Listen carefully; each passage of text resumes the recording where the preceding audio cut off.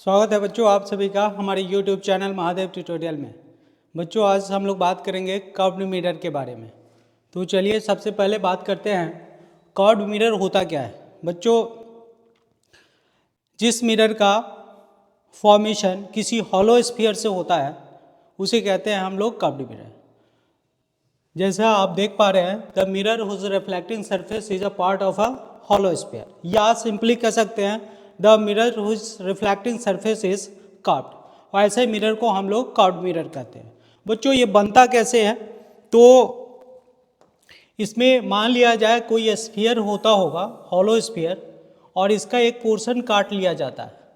जो ये portion कटेड portion है, ये वाला जो पोर्शन है ये हम लोग कलेक्ट करते हैं और आप देख पा रहे हैं एक मिरर है, ये पोर्शन है उसका, और इस पोर्शन का हम लोग पेंटिंग करते हैं।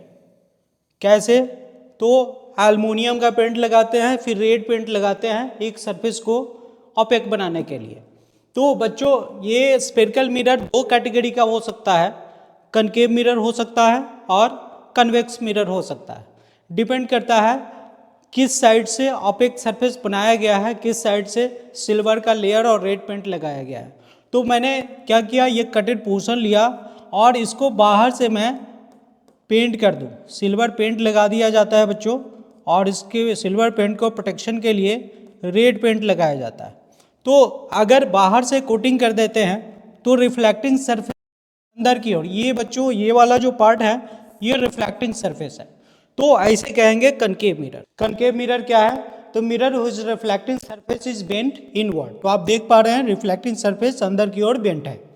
फिर दूसरा टाइप का मिरर है कन्वेक्स मिरर। कन्वेक्स मिरर क्या है, तो यहाँ पे आप देख पा रहे हैं बच्चों जो इनर वाला साइड है इसको अपेक बना दिया गया है एल्युमिनियम पेंट के द्वारा या सिल्वर पेंट के द्वारा।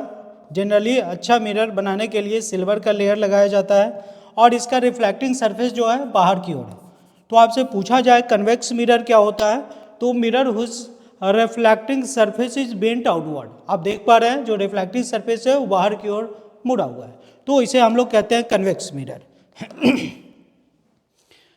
हम लोग बात करें कन्वेक्स मिरर का, डिस्कस कर चुके हैं। Mirror whose reflecting surface is bent inward, उसे कहेंगे हम लोग कनकेव मिरर। जैसा कि आप देख रहे हैं रिफ्लेक्टिंग सरफेस अंदर की ओर मुड़ा हुआ है, तो इसे कहेंगे कनकेव मिरर। फिर कन्वेक्स मिरर क्या है, तो mirror whose reflecting surface is bent outward, जिसका रिफ्लेक्टिंग सरफेस बाहर की ओर मुड़ा हुआ आता है।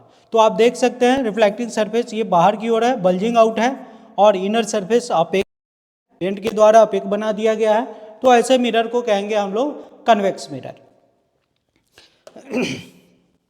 नेक्स्ट बात करें बच्चों terms related to spherical mirror. Spherical mirror में अलग अलग टर्म्स यूज किया जाता है।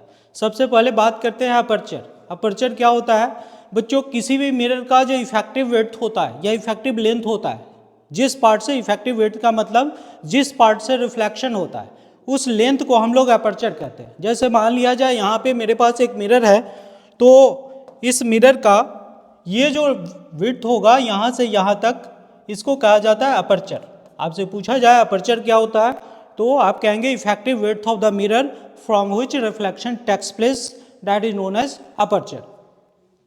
अगर मैं नेक्स्ट बात करूं बच्चों पोल क्या होता है, तो किसी भी मिरर के मिड पॉइंट को कहते हैं हम लोग पोल। तो यहाँ पे मेरे पास मिरर है, इस मिरर का जो मिड पॉइंट होगा बच्चों इसे कहेंगे पोल। इस मिरर का भी मिड पॉइंट है, इसे कहा जाएगा पोल, और पोल को P से रिप्रेजेंट किया जाता है।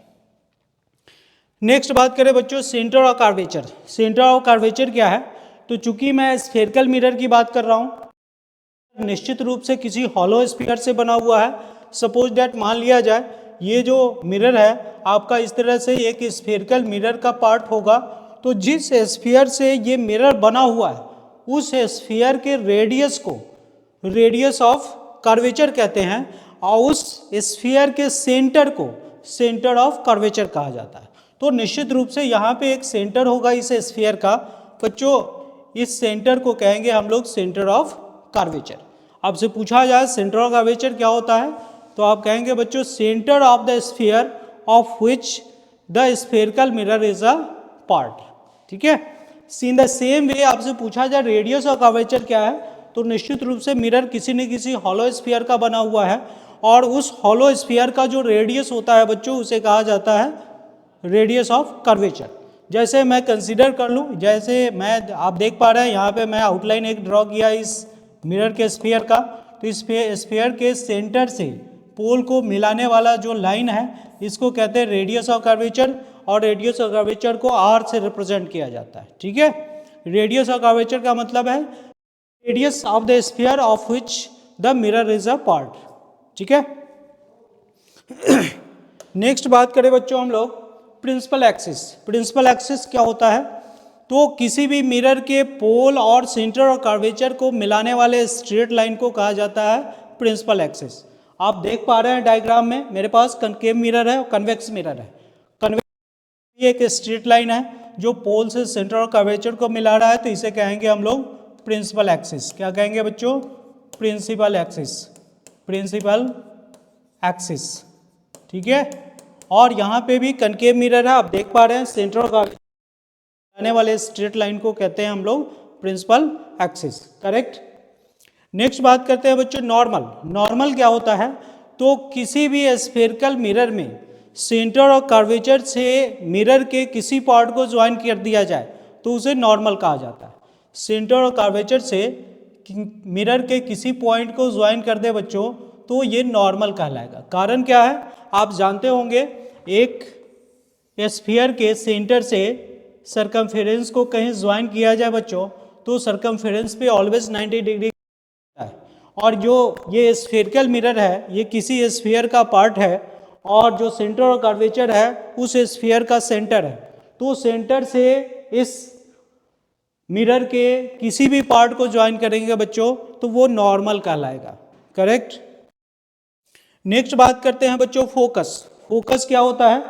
तो प्रिंसिपल एक्सिस के पैरेलल जितनी भी लाइट रे फॉल होती है किसी भी मिरर पे, तो रिफ्लेक्शन के बाद या तो प्रिंसिपल एक्सिस के किसी पॉइंट को एक्चुअली कट करता है, एक्चुअली इंटरसेक्ट करता है, या प्रिंसिपल एक्सिस के किसी पॉइंट को कट करता हुआ इंटरसेक्ट करता हुआ अपीयर होता है। तो प्रिंसिपल एक्सिस के उस पॉइंट को कहा जाता है फोकस। सपोज डैट मान लिया जाए, मैं आपको बता दूं बच्चों, अगर कोई प्रिंसिपल एक्सिस के पैरेलल लाइट आती है और आने के बाद रिफ्लेक्शन के बाद प्रिंसिपल एक्सिस के जिस पॉइंट से गुजरती है उसे कहा जाता है प्रिंसिपल फोकस। तो यहाँ पे बच्चों ये लाइट इंसिडेंट हुआ और रिफ्लेक्शन के बाद प्रिंसिपल एक्सिस के एक पॉइंट को इंटरसेक्ट करता है, इस पॉइंट को कहते हैं हम लोग प्रिंसिपल फोकस। ठीक है, तो यहाँ पे कनकेव का प्रिंसिपल फोकस डिफरेंट होगा थोड़ा सा, कन्वेक्स का प्रिंसिपल फोकस भी थोड़ा सा डिफरेंट होगा। अगर मैं कन्वेक्स में बात करूँ बच्चों, प्रिंसिपल एक्सिस के पैरेलल बच्चों आप देख सकते हैं बाहर से यहाँ पे लाइट इंसिडेंट होगा, प्रिंसिपल एक्सिस के पैरेलल कोई लाइट आती है तो ये यहाँ से रिफ्लेक्ट हो करके ये बाहर चली जाती है, तो एक्चुअली प्रिंसिपल एक्सिस को मीट नहीं करता है। तो क्या करना होता है, मुझे यहाँ से एक इमेजिनरी लाइन ड्रॉ करना होता है और ये प्रिंसिपल एक्सिस के जिस पॉइंट को कट करेगा बच्चों उसे कहा जाता है प्रिंसिपल फोकस। इसलिए आगे हम लोग डिस्कस करेंगे, हम लोगों से पूछा जाता है कनकेव मिरर का फोकस रियल होता है या वर्चुअल होता है, तो आप देख पा रहे हैं कनकेव मिरर का फोकस रियल है, बिकॉज लाइट रे रिफ्लेक्शन के बाद एक्चुअली प्रिंसिपल एक्सिस को इंटरसेक्ट करता है। और मिरर में कन्वेक्स मिरर का फोकल लेंथ रियल है या वर्चुअल है, तो यहाँ पे देख पा रहे हैं बच्चों कन्वेक्स मिरर में लाइट रे रिफ्लेक्शन के बाद एक्चुअली प्रिंसिपल एक्सिस को इंटरसेक्ट नहीं करता है, क्योंकि वर्चुअली इंटरसेक्ट करता है, इसलिए कन्वेक्स मिरर का जो फोकस है वो वर्चुअल होता है। नेक्स्ट बच्चों बात करें हम लोग फोकस ऑफ कन्वेक्स मिरर और focus of focus of concave mirror. जैसा कि मैं आपको बताया फोकस होता क्या है, प्रिंसिपल फोकस होता क्या है, a point on the principal axis where all the light ray meets और appear to meet after reflection from a mirror. Principal axis से जो भी लाइट आती है, प्रिंसिपल एक्सिस के पैरेलल जो भी लाइट आती है वो रिफ्लेक्शन के बाद प्रिंसिपल एक्सिस के जिस पॉइंट को इंटरसेक्ट करती है उस पॉइंट को कहा जाता है प्रिंसिपल फोकस। तो मैं एक प्रिंसिपल एक्सिस के पैरेलल लाइट ले लूँ बच्चों और ये यहाँ से रिफ्लेक्शन के बाद प्रिंसिपल एक्सिस के जिस पॉइंट पर कट करता है उसे कहेंगे हम लोग प्रिंसिपल फोकस। बच्चों इसे कहा जाएगा प्रिंसिपल फोकस। यह इंसिडेंट रे हो गया और रिफ्लेक्टेड रे हो गया। अब यहाँ पे आपसे पूछा जा फोकस रियल होता है या वर्चुअल होता है, तो बच्चों आपको पता होना चाहिए यहाँ पे light ray actually principal axis को कट कर रहा है, इसलिए कनकेव मिरर का फोकस रियल होगा। नेक्स्ट बात करें बच्चों focus of a convex mirror. बच्चों आप देख सकते हैं यहाँ लाइट जो इंसिडेंट होगा या आउटसाइड, एक इंसिडेंट रे मैं बना दूं प्रिंसिपल एक्सिस के पैरेलल, ये आपका प्रिंसिपल एक्सिस हो गया, और प्रिंसिपल एक्सिस के पैरेलल अगर लाइट आती है तो रिफ्लेक्शन के बाद बच्चों, रिफ्लेक्शन के बाद ये डाइवर्ज हो जाता है, रिफ्लेक्शन के बाद ये डाइवर्ज हो जाता है इस तरह से रिफ्लेक्शन के बाद। अब ये आप देखेंगे बच्चों में ये प्रिंसिपल एक्सिस को एक्चुअली कट नहीं करता है, एक्चुअली इंटरसेक्ट नहीं करता है, इसलिए वर्चुअली हम लोग इसको पीछे की ओर ड्रॉ करते हैं तो पता चलता है प्रिंसिपल एक्सिस के किसी पॉइंट को ये कट कर रहा है, और प्रिंसिपल एक्सिस के जिस पॉइंट को ये कट करता हुआ अपीयर होता है, इस पॉइंट को हम लोग कहते हैं प्रिंसिपल फोकस। अब ये पॉइंट हो गया बच्चों प्रिंसिपल फोकस।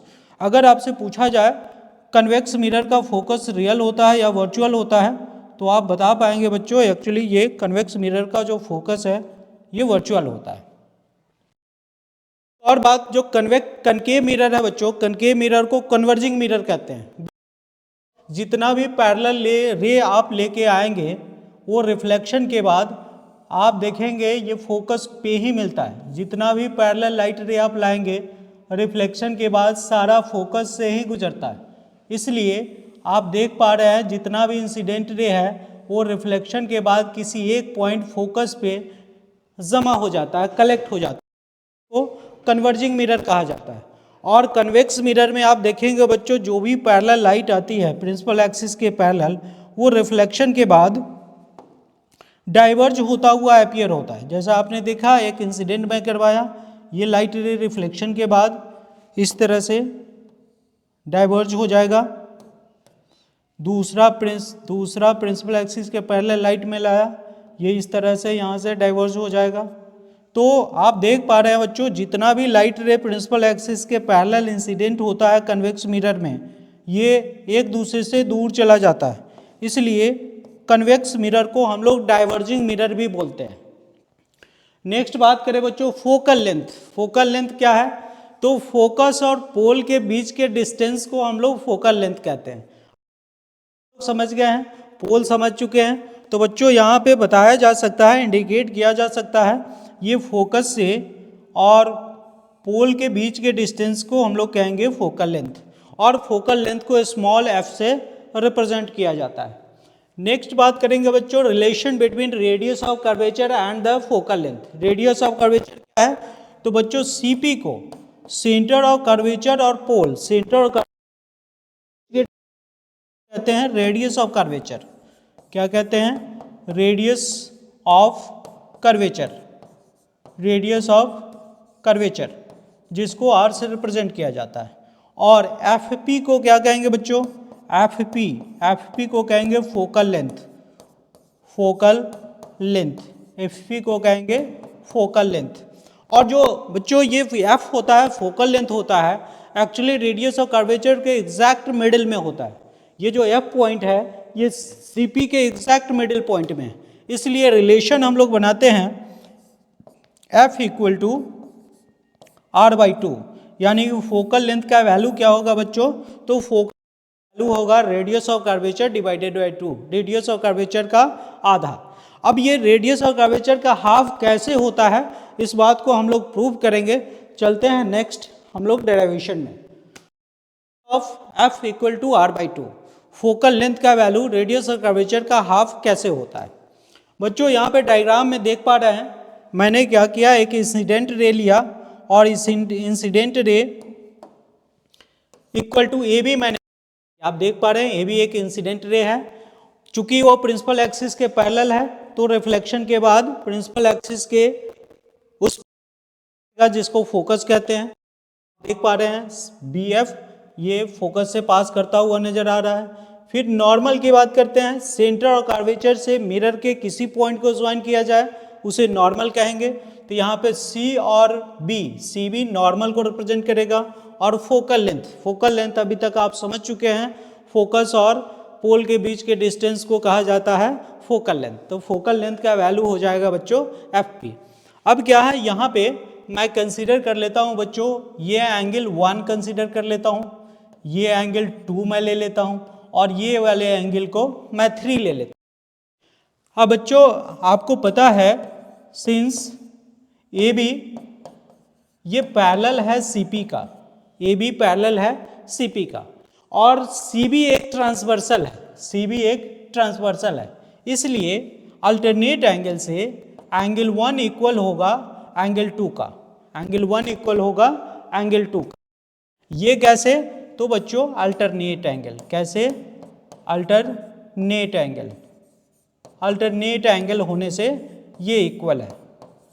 नेक्स्ट बात करें हम लोग, तो ए बी रिफ्लेक्ट होने के बाद बी एफ से पास कर रहा है, तो ए बी इंसिडेंट रे हो गया, बी एफ रिफ्लेक्टेड रे हो गया, और बीच में सी बी नॉर्मल है। तो आपको पता है angle of incidence angle of reflection के बराबर होता है लॉ ऑफ रिफ्लेक्शन के अकॉर्डिंग, इसलिए एंगल 1 एंगल 3 के इक्वल होगा। मैं लिखूंगा angle 1 equal to angle 3, angle 1 to angle 3। बच्चों यहाँ पे आप देख पा रहे हैं ये किस कारण से इक्वल है, तो from law of reflection, from law of reflection, law of reflection. ठीक है, आप देख पा रहे हैं एंगल 1 एंगल 2 के इक्वल है, और एंगल 1 एंगल 3 के भी इक्वल है। इसका मतलब है hence angle 2 must be equal to angle 3। अगर मैं में देखूं एंगल 2 एंगल 3 के इक्वल है।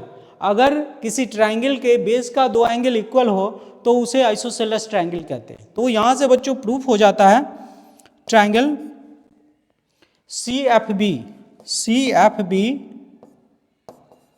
Is an isosceles triangle, an isosceles triangle, isosceles triangle.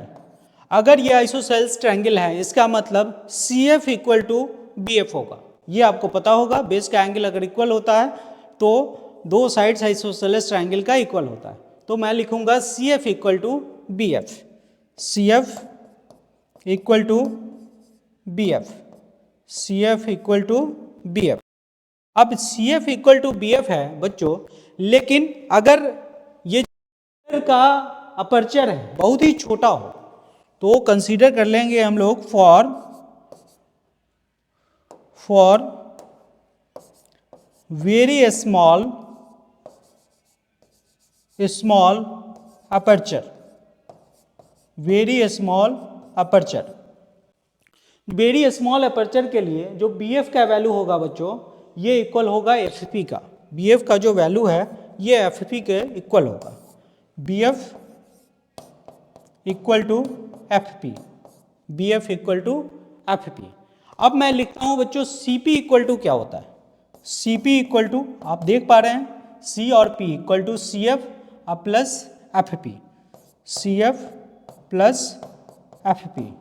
ठीक है, और एफ पी को क्या लिखा जा सकता है, एफ पी को फोकल लेंथ लिखा जा सकता है, और सी एफ किसके इक्वल है, बी एफ का, और बी एफ किसके इक्वल है, बी एफ इक्वल है बच्चों एफ पी का, इसलिए सी एफ को बी एफ के बराबर लिखा जा सकता है, C P equal to F P plus F P. अब यहाँ से सी पी को हम लोग आर लिखेंगे चूंकि रेडियस ऑफ कर्वेचर है, इक्वल टू एफ पी को हम लोग क्या लिखेंगे, फोकल लेंथ लिखेंगे, फिर एफ पी को फोकल लेंथ लिखेंगे। अब आर का मतलब हो गया 2f, इसलिए बच्चों आप f इक्वल टू लिख सकते हैं r/2। ये ओवरऑल डेरिवेशन है बच्चों, ओवरऑल ये डेरिवेशन है किस चीज़ का, तो रेडियस और कर्वेचर और फोकल लेंथ के बीच के रिलेशन का। ठीक है, अगर कोई कन्फ्यूजन रह गया हो बच्चों तो आप इसमें कमेंट करके पूछ सकते हैं, मैं कोशिश करूंगा उस कन्फ्यूजन को मैं दूर करूं। नेक्स्ट बात करूं मैं rules for image formation bye concave mirror. Concave mirror के द्वारा इमेज फॉर्मेशन का क्या रूल है। बच्चों पहली बात करेंगे, डिफरेंट 4 रूल हम लोगों को पढ़ना है और इसमें पहली बात करेंगे जब लाइट रे प्रिंसिपल एक्सिस के पैरेलल फॉल होता हो। जब लाइट रे प्रिंसिपल एक्सिस के पैरेलल फॉल होता हो तो बच्चों किसी भी कनकेव मिरर में लाइट रे अगर प्रिंसिपल एक्सिस के पैरेलल फॉल होता है तो निश्चित रूप से रिफ्लेक्शन के बाद उसे फोकस से ही पास करना है। तो बच्चों यहाँ से ये लाइट कैसे पास करेगा, तो फोकस से पास करेगा। अब ये रेडीमेड कॉन्सेप्ट है बच्चों, आपको याद रखना है। किसी भी कनकेव मिरर में प्रिंसिपल एक्सिस के पैरेलल लाइट अगर इंसिडेंट होता है तो रिफ्लेक्शन के बाद प्रिंसिपल फोकस से ही पास करेगा वो। बच्चों अगर लाइट रे पोल पे इंसिडेंट होता है, जैसे मैं यहाँ पे एक ड्रॉ कर दूँ, लाइट को मैं पोल पे इंसिडेंट करवा दूँ, तो प्रिंसिपल एक्सिस से जितना एंगल बनाता हुआ लाइट इंसिडेंट होता है, प्रिंसिपल एक्सिस से उतना ही एंगल बनाता हुआ फिर रिफ्लेक्ट होता है। इट मीन्स यहाँ पे angle of incidence angle of reflection के बराबर होता है। जैसे ये रिफ्लेक्टेड रे हो गया, आप देख पा रहे हैं, तो ये जो एंगल होगा बच्चों, ये एंगल इस एंगल के बराबर होगा। तो आपको याद रखना, ये मिरर में अगर लाइट रे पोल पे इंसिडेंट हो रहा है तो जिस प्रिंसिपल एक्सिस के जिस एंगल से वो इंसिडेंट होगा ठीक उसी एंगल से फिर वो रिफ्लेक्ट होता है। बच्चों नेक्स्ट बात करूं मैं, when light ray incident through principal focus, light ray principal focus से इंसिडेंट हो जाए तो क्या होगा। थर्ड रूल है, याद रखना है मुझे, लाइट रे कनकेव मिरर पे प्रिंसिपल फोकस से अगर इंसिडेंट हो जाए तो रिफ्लेक्शन के बाद ये प्रिंसिपल एक्सिस के पैरेलल हो जाता है। रिफ्लेक्शन के बाद ये प्रिंसिपल एक्सिस के पैरेलल हो जाता है। ये थर्ड रूल है आपका। किसी भी कनकेव मिरर में प्रिंसिपल फोकस से अगर लाइट इंसिडेंट हो जाता है तो रिफ्लेक्शन के बाद वो प्रिंसिपल एक्सिस के पैरेलल हो जाता है। अरे बच्चों अगर सेंटर और कर्वेचर से लाइट इंसिडेंट हो जाए तो क्या होगा। तो सेंटर और कर्वेचर से मिरर के किसी पॉइंट पे रे अगर इंसिडेंट करवाया जाए तो बच्चों वो नॉर्मल होता है और नॉर्मल के केस में एंगल ऑफ इंसिडेंस 0 होता है, इसलिए एंगल ऑफ रिफ्लेक्शन भी 0 होगा और लाइट रे जिस पाथ पे इंसिडेंट होगा उसी पाथ पे फॉल हो जाएगा, तो उसी पाथ पे रिटर्न हो जाएगा। अगर मैं सेंटर और कर्वेचर से मैं लाइट इंसिडेंट करवा दूँ मिरर पे तो बच्चों एक्चुअली ये यहाँ पे 90 डिग्री का एंगल बनाता है, जिसके कारण एंगल ऑफ इंसिडेंस हो जाता है 0 डिग्री, तो एंगल ऑफ रिफ्लेक्शन भी इसका होगा 0 डिग्री और लाइट उसी पाथ पे रिटर्न हो जाता है एज इट इज जिस पाथ पे वो इंसिडेंट हुआ था। 4 जिसके द्वारा हम लोग डिफरेंट इमेज बनाते हैं कनकेव मिरर के द्वारा। जब हम लोग रे डायग्राम बनाएंगे तो इन चारों रूल का हम लोग प्रॉपर इस्तेमाल करेंगे। बच्चों नेक्स्ट बात करूं मैं, rules for image formation by convex mirror. पहला मेरा क्वेश्चन है, when light ray falls parallel to the principal axis. अब आपको पता हो गया होगा प्रिंसिपल एक्सिस के पैरेलल अगर लाइट को फॉल करवा दूं तो एक्चुअली रिफ्लेक्शन के बाद ये कनकेव मिरर में फोकस से पास करता था, लेकिन यहाँ पे ये मिरर को क्रॉस नहीं कर पाएगा और इस तरह से ये यहाँ से बाउंस बैक होगा इस तरह से रिफ्लेक्ट होगा ताकि ऐसा अपीयर होता है शायद ये प्रिंसिपल फोकस से आ रहा हो। जैसे आप देख पा रहे हैं ये ऐसा अपीयर होगा ये शायद प्रिंसिपल फोकस से आ रहा हो। तो याद रखना है बच्चों, कन्वेक्स मिरर में प्रिंसिपल एक्सिस के पैरेलल अगर लाइट इंसिडेंट हो जाए तो रिफ्लेक्शन के बाद ऐसे रिफ्लेक्ट होता है जैसे अपीयर होता है वो प्रिंसिपल फोकस से इंसिडेंट हो रहा हो। नेक्स्ट बात करें बच्चों, when light ray falls at the pole. जैसा कनकेव में आपने देखा है लाइट रे अगर पोल पे इंसिडेंट होता है तो जिस एंगल पे इंसिडेंट होता है ठीक उसी एंगल से रिफ्लेक्ट हो जाता है। ये हो गया आपका इंसिडेंट रे और जिस एंगल पे इंसिडेंट होगा बच्चों उतना ही एंगल बनाता हुआ यहाँ से बाउंस बैक हो जाएगा। ये कन्वेक्स मिरर में हम लोग देख पाते हैं। नेक्स्ट बात करें, when light ray incident through the principal focus. जब लाइट रे प्रिंसिपल फोकस से, तो चूंकि प्रिंसिपल फोकस की ओर लाइट तो इसमें इंसिडेंट होगा ही नहीं, लेकिन अगर लाइट इंसिडेंट हो रहा हो जैसा अपीयर हो ये फोकस से ही पास करने वाला है, तो इस केस में आप ऐसे लाइट रे इंसिडेंट करवा दें जैसे ये दिख रहा हो जो शायद ये फोकस से पास करेगा, इस केस में रिफ्लेक्शन के बाद ये बच्चों प्रिंसिपल एक्सिस के पैरेलल हो जाता है। नेक्स्ट बात, light ray incident through the centre of curvature. आपको पता है सेंटर ऑफ कर्वेचर से मिरर के किसी पॉइंट को ज्वाइन किया जाए तो वो नॉर्मल होता है, एंगल ऑफ इंसिडेंस जीरो होता है, और एंगल ऑफ इंसिडेंस जीरो होगा तो एंगल ऑफ रिफ्लेक्शन भी जीरो होगा, और लाइट रे उसी पाथ पे रिटर्न हो जाएगा जिस पाथ पे वो इंसिडेंट हुआ था। तो अगर मैं यहाँ से लाइट इंसिडेंट करवा दूँ और ऐसे इंसिडेंट करवा दूँ जैसे अपीयर होता हो, जिस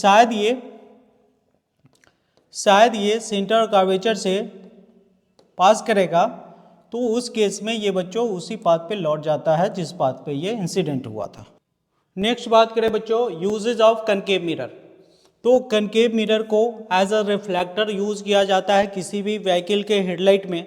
चूँकि आपको पता है प्रिंसिपल एक्सिस के पैरेलल लाइट अगर आ जाए तो फोकस पे जमा हो जाता है, और फोकस से लाइट इंसिडेंट हो जाए तो प्रिंसिपल एक्सिस के पैरेलल हो जाता है। इसलिए हेडलाइट में जो बल्ब होता है वो बल्ब को कनकेव मिरर के एग्जैक्ट फोकस पे रखा जाता है, और जितना भी लाइट रे इंसिडेंट होता है उस कनकेव सरफेस पे वो एक्चुअली सारे पैरेलल हो जाता है और बीम ऑफ लाइट का फॉर्मेशन करता है। इसलिए किसी भी व्हीकल में हेडलाइट में कनकेव मिरर का इस्तेमाल किया जाता है। जैसे देख लीजिए, एक एग्जांपल मैं बता दूं, ये कनकेव मिरर हेडलाइट का हो गया, और इसका जो फोकस होगा बच्चों, फोकस इसी पे बल्ब को जला दिया जाता है, इसी पे बल्ब को जला दिया जाता है। तो यहाँ से जो भी लाइट इंसिडेंट होगा इस मिरर पे वो प्रिंसिपल एक्सिस के पैरेलल हो जाएगा। जो भी लाइट इंसिडेंट होगा वो प्रिंसिपल एक्सिस के पैरेलल हो जाएगा। जो भी लाइट इंसिडेंट होगा प्रिंसिपल एक्सिस के पैरेलल हो जाएगा। इस तरह से बीम ऑफ लाइट का फॉर्मेशन होता है, और आप देख पाते हैं जो एक लाइट किसी भी व्हीकल में जनरेट होता है वो only due surface of the headlight.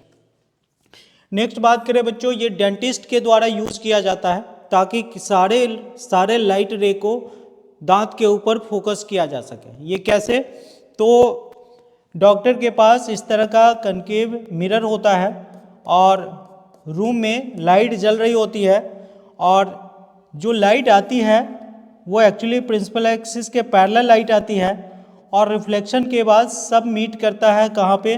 Focus पे। रिफ्लेक्शन के बाद सारा लाइट कहाँ पे मीट करेगा? फोकस पे। इस तरह से दांत को एग्जैक्ट फोकस पे रख दिया जाता है, जिसके कारण जो दांत का एरिया होता है काफ़ी इल्यूमिनेटेड हो जाता है और डॉक्टर अच्छे से विजुअलाइज उसे कर पाते हैं। नेक्स्ट बात करें बच्चों एज अ सेविंग मिरर। आगे हम लोग बात करेंगे कनकेव मिरर में अगर ऑब्जेक्ट को फोकस और पोल के बीच में रख दिया जाए तो ऑब्जेक्ट का इनलार्ज इमेज बनता है और इरेक्ट इमेज बनता है। यही कारण है जो इसे हम लोग इस्तेमाल करते हैं एज अ सेविंग मिरर के फॉर्म में, क्योंकि वहाँ अच्छे से हम लोग देख पाते हैं सेविंग बेहतर हो पाया है या नहीं हो पाया है। Next used in solar heater. चूंकि आप देख पा रहे हैं प्रिंसिपल एक्सिस से जो भी लाइट आती, प्रिंसिपल एक्सिस के पैरेलल जो भी लाइट आती है वो रिफ्लेक्शन के बाद फोकस पे मीट होता है।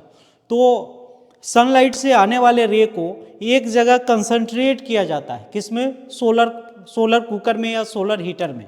तो आप देखेंगे कनकेव सरफेस का इस्तेमाल होता है ताकि लाइट रे को एक जगह कलेक्ट किया जा सके। नेक्स्ट बात करेंगे बच्चों uses of convex mirror. Convex mirror का बहुत ब्रॉड यूज़ नहीं है, लेकिन आप देखेंगे जो व्हीकल का रियर व्यू मिरर होता है, साइड मिरर, वो कन्वेक्स होता है, क्योंकि कन्वेक्स मिरर का प्रॉपर्टीज है कि ऑब्जेक्ट को कहीं भी रखा जाए उसका छोटा इमेज बनाता है, वाइड रेंज ऑफ व्यू देता है, जिसके कारण हम लोग पीछे आने वाली गाड़ी को अच्छे से हम लोग विजुअलाइज कर पाते हैं। दूसरा एज अ मिरर, तो विजिलेंस मिरर की फॉर्म में भी कन्वेक्स मिरर का इस्तेमाल किया जाता है। नेक्स्ट बच्चों हम लोग पढ़ेंगे image formation bye concave mirror, लेकिन आज के लिए यहीं पे स्टॉप करते हैं। नेक्स्ट वीडियो में हम लोग कंटिन्यू करेंगे जिसमें अप्रॉक्सीमेटली 6 केस कनकेव का और 2 केस कन्वेक्स का। ये टोटल हम लोग इमेज फॉर्मेशन पढ़ेंगे और पता करेंगे कैसे रे डायग्राम बनाया जाता है। ठीक है, थैंक यू फॉर वॉचिंग।